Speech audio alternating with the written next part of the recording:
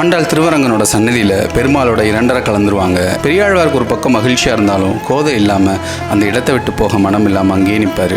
அப்போ ஒரு அசரீரி கேட்கும், கோதை பூமாதேவின் அவதாரம், அவளோட நல்வினை காரணமாக என்னை வந்து அடைந்தால் அன்பனே நீ ஸ்ரீவில்லிபுத்தூர் சென்று உன் திருத்தொண்டை தொடர்வாயாக அப்படின்னு திருமால் சொல்லுவார். இறைவனோட ஆணையை ஏற்று பெரியாழ்வார் மீண்டும் ஸ்ரீவில்லிபுத்தூர் போய் இறைவனுக்கு மலர்மாலை அர்ப்பணிக்கிற திருத்தொண்டை செய்வார். கோதை இல்லாத வீடும் நந்தவனமும் பூக்களும் பெரியாழ்வாருக்கு எப்படி இருந்திருக்கும்னு தெரியல.